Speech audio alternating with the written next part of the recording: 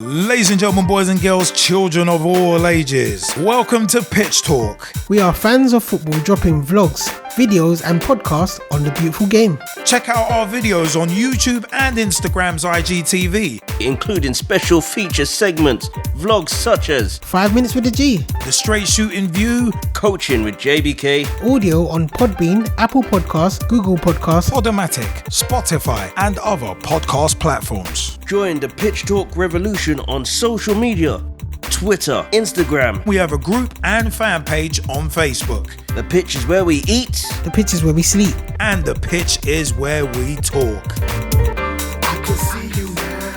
I can see you now and then. Welcome to the Straight Shootin View. Hey, what's up, people? My name is Straight Shootin LJA, and welcome to another episode of the Straight Shootin View. Now, I want to talk about players getting hyped and not having time to develop. Overhyped, underdeveloped is what I'm going to call this one. You know what? One thing I thought about it a lot, and I've seen it crop up again recently. Now, it's one of them where I talk about this in regards, I'm referring in regards to certain pundits, certain fans being really quick to hype up someone and especially with young players, young English players, not letting them develop. Because we've seen so many examples of players basically being labelled the next this, the next that. A big transfer happens, oh, that player's the next this.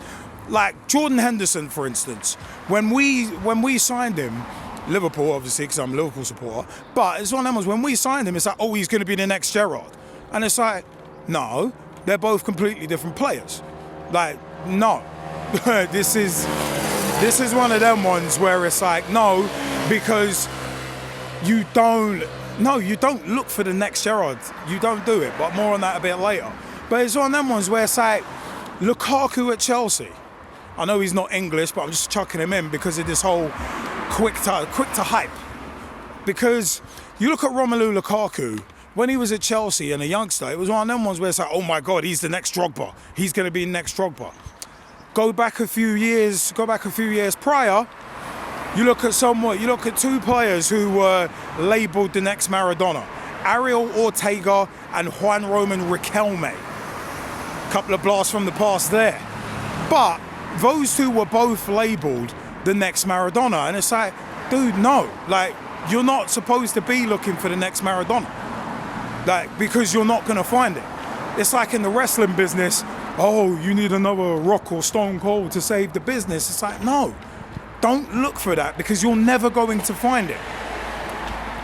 And it's one of them ones where I kind of hate that. So coming back to Henderson and Drogba,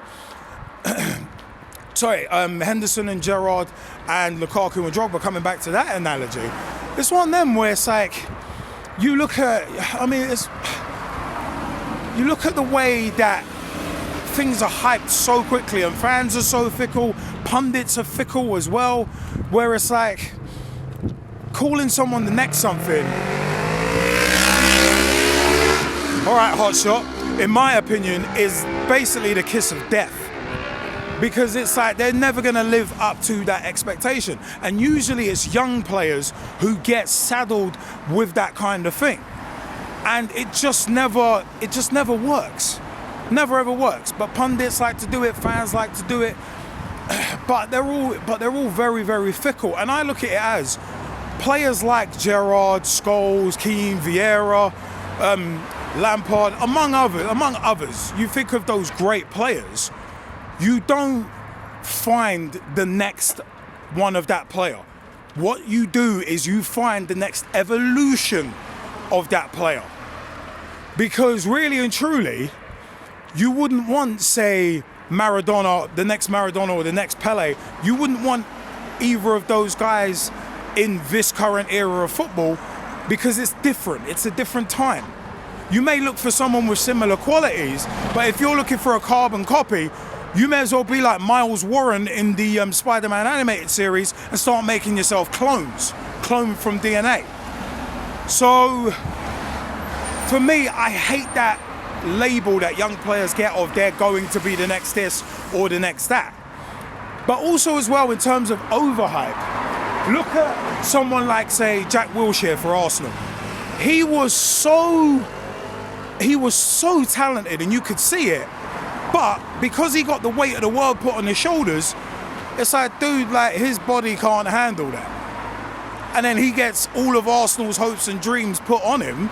Some of it he took himself because he loved the club, but it's one of them where it's like a player like that, it's like, bro, don't do that. Don't keep overhyping players. Theo Walcott, when he scored that hat-trick, I think it was in a World Cup qualifier, and Clive Tilsley dropped the line, oh, Theo Walcott comes of age. It was a great line and it sounded great because Theo Walcott had completed a hat-trick at international level, but it's that overhype again. It's like, after that, what did he do? He did bugger all. So you've also, I mean, nowadays, you've got it with, to an extent, you've got it with Phil Foden. Foden is having a great season. Let's not get that twisted. No hate, no jealousy. Phil Foden's having a great season. But let's not, like, put this hype on him. Oh, he's world class, he's world class. Let's not put that hype around him yet, because he's still very young. Trent Alexander-Arnold, for me, is a perfect example. 22 years old, and the criticism that he's had this season, in this 2020-2021 season, has been borderline disgraceful from pundits and fans alike.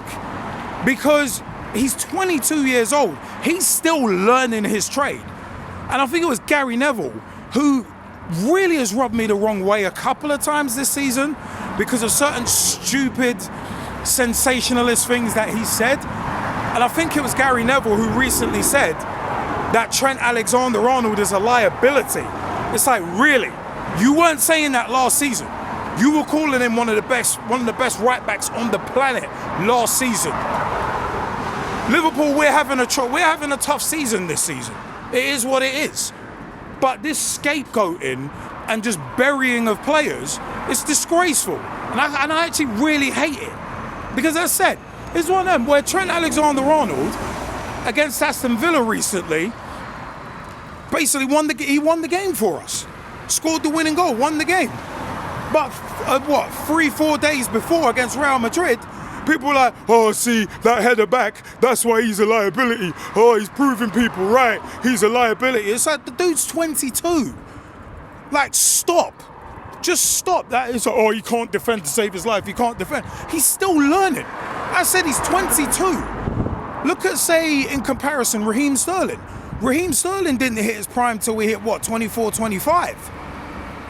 But that's because, and I've always said, that Liverpool, when he left Liverpool, you know what? Bugger it. Good luck to him. Because at that moment in time, back in 2014, 15, I think, no, it's 2015. When he left, it was like, no, you know what? He's gonna get more opportunity at City. And at the end of the day, we were not the right club for him at that time. We really weren't. Because we were going through that transitional period where we had guys like Lambert and Balotelli up front who just weren't good enough. We were going through that, the post Suarez, and Sturridge couldn't steer clear of injury. So it's one of them ones to put all the weight on an expectation on his shoulders. No. But now he's really come of age in the past 3 to 4 seasons. So again, with the overhype of English players, Mason Mount. Oh my God, Mason Mount, good God. Against bloody San Marino. Some people were like, oh, that's a world-class performance. Dude, really? Really? What was that score? I think that score was like 6-0, and that was disappointing. I think, no, sorry, not 6-0, 5-0. And that was actually disappointing, because I swear Scotland put 6 or 7 past them. So it's like, it's one of them ones, it's not as bad as Tahiti in the Confederations Cup, but it's the same level of jabroni team, where if you don't have a world-class performance, or you don't have a good performance against San Marino, well, you might want to consider plying your trade in another area. I don't think football's for you. If you can't shine against San Marino, I don't think football's for you. But as well, Mason Mount, a game later against Albania, I saw a post on Sport Bible where it's something like, Mason Mount created 8 chances in the same game of a World Cup qualifier. The last player to do that was Xavi in 2008. And it's like, are you comparing Mason Mount to Xavi? Are you really trying this right now? Seriously, you're trying to compare Mason Mount to Xavi? Don't mock. Don't mock. He's having a good season at club level. And at international level, all right, he's played well in the last couple of games against Albania and San Marino. Let's not overhype here. Let's not overhype here, because look at Xavi and his body of work, even by 2008. By this time in 2008, how many league titles had he won? How many Copa del Reys had he won? How many bloody Champions Leagues had he won by that point? So it's like, yeah, there is no comparison. 2008 Xavi in comparison to Mason Mount of 2021 so far, April 2021? No, there is no comparison. Don't try it, go back in your box. And this is my thing with the overhyping of players, because I've always said, looking at someone like Ainsley Maitland-Niles at Arsenal, I said about a year or so ago, about a year and a half ago, where he could be something, he's quality. He could be very, very good at Arsenal, but what they need to do is not put the weight of the world on his shoulders. Because that pressure can often be like, well, I'm not, again, as I mentioned earlier, you're not going to live up to that hype. If players themselves come out and say, oh, I want to be the next this, I want to be the next that, all right, they're making a rod for their own back. Ryan Babel, as entertaining as he was on Twitter, it was one of them where as soon as he said he wanted to be the next Thierry Henry.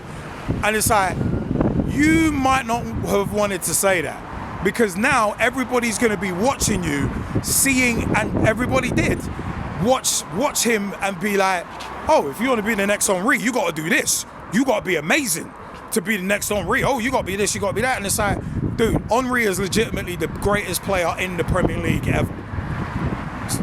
So it's like, nah, like, I'm not saying aim low, but I'm saying you might want to have that as as personal motivation. Don't come out and say it to the media, because the media and fans will bury you, especially when you flatter to deceive and you're only good every 4 games.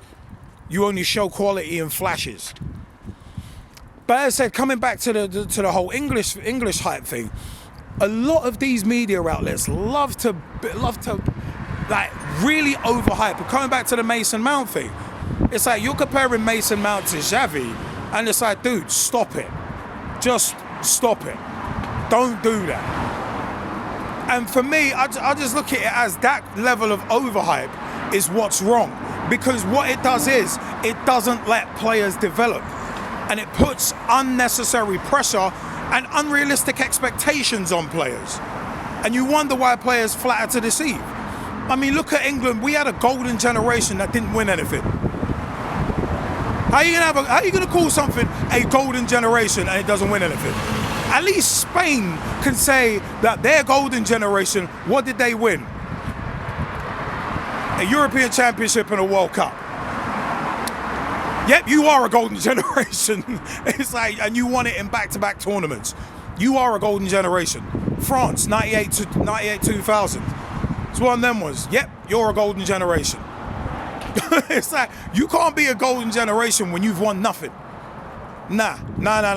It doesn't work like that. You just end up looking stupid. And it's like, it's just one of them. It's just the overhyping and the underdevelopment as well. I said, it's like, how are you going to develop on your own game when you've got the pressure to live up to great players of the past? And you've had that pressure put on you by external sources. I just don't like it. It doesn't sit well with me. But you know what, yeah? I want to know your views.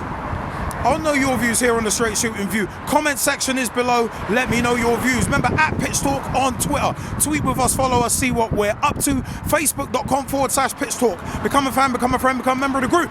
Join the footballing revolution. We are working so hard to create.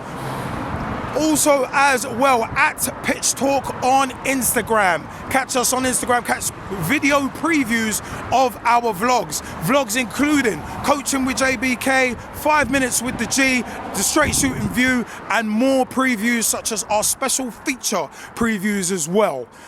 Also, Podomatic, Google Podcasts, Apple Podcasts, Spotify, Podbean. Also, Player FM you can catch us on, Amazon Music and Audible, Deezer. You can catch us on all of these platforms. Catch our RSS feed as audio on all of the aforementioned platforms as well. You know what? I have been Straight Shootin LJA and joined the Pitch Talk revolution. Hey, they say Telegram, tell a friend, tell a wrestler.